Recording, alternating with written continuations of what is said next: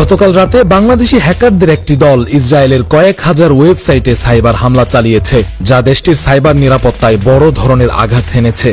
Bangladesh cyber defence নামের একটি Facebook page থেকে এই হামলার দায় স্বীকার করে জানানো হয়, তাদের এই আক্রমণে ইসরায়েলের কয়েক মিলিয়ন ডলার ক্ষতি হয়েছে। তারা আরও ঘোষণা দিয়েছে যে এই সাইবার হামলা চলমান থাকবে। এই সাইবার হামলার পেছনে মূল কারণ হিসেবে উল্লেখ করা হয়েছে ইসরায়েলের সাম্প্রতিক গাজা উপত্যকায় বিমান হামলা। গত 18 মার্চ যুদ্ধবিরতি লঙ্ঘন করে ইসরায়েলি বাহিনী গাজায় বিমান হামলা চালায়, যেখানে 400 জনেরও বেশি মানুষ নিহত হয়। এর ফলে 2023 সালের 7 অক্টোবর থেকে শুরু হওয়া আগ্রাসনের পর থেকে গাজায় নিহতের সংখ্যা প্রায় 49,000-এ পৌঁছেছে, আর আহত হয়েছেন 1,11,000-এরও বেশি মানুষ। বাংলাদেশ সাইবার ডিফেন্স নামের এই বেসরকারি সংস্থা ইসরায়েলের এই অগ্রাসনের প্রতিবাদ স্বরূপ সাইবার হামলা চালাচ্ছে। আজ সকালে তাদের চলমান আক্রমণে ইসরায়েলের একটি গুরুত্বপূর্ণ মন্ত্রণালয়ের ওয়েবসাইট ডাউন করতে সক্ষম হয়েছেন বলে দাবি করেছেন তারা।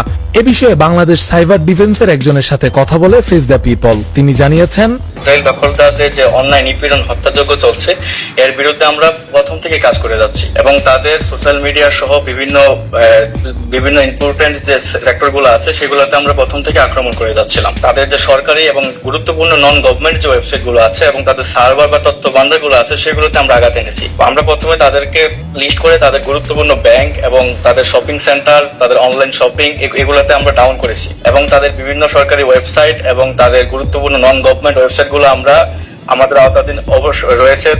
5 থেকে 10টার মতো ওয়েবসাইট আমাদের আওতাধীন অবশ্যই রয়েছে। এখন অর্থনৈতিক পরিমাণটা আনুমানিক ধরে নিয়েছি প্রায় মিলিয়নের মতোই হবে। তাদের ইউনিয়ন ব্যাংক সহ আরো একটি ব্যাংকের সার্ভার আমরা ডাউন করে রেখেছি।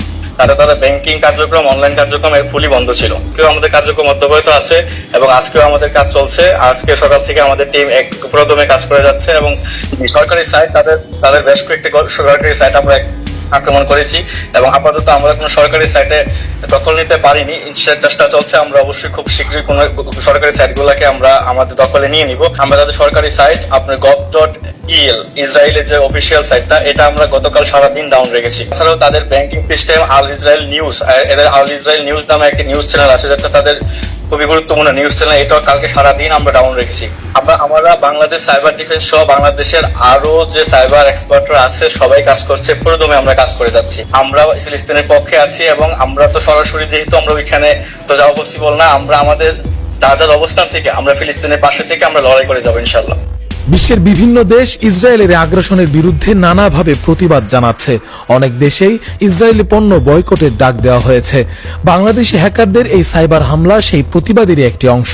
উল্লেখ্য, এর আগেও বাংলাদেশি হ্যাকাররা বিভিন্ন সময়ে সাইবার হামলা চালিয়েছে।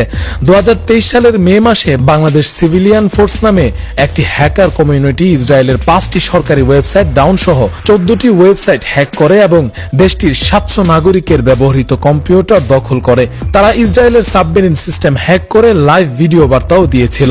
সাইবার হামলাগুলো ইসরায়েলের সাইবার নিরাপত্তার জন্য বড় ধরনের চ্যালেঞ্জ হয়ে দাঁড়িয়েছে। বিশেষজ্ঞরা মনে করছেন এই ধরনের হামলা ভবিষ্যতে আরও বৃদ্ধি পেতে পারে, যা আন্তর্জাতিক সাইবার নিরাপত্তা পরিস্থিতিকে আরও জটিল করে তুলবে। রাকিবুল ইসলাম রইস, ফেস দ্য পিপল।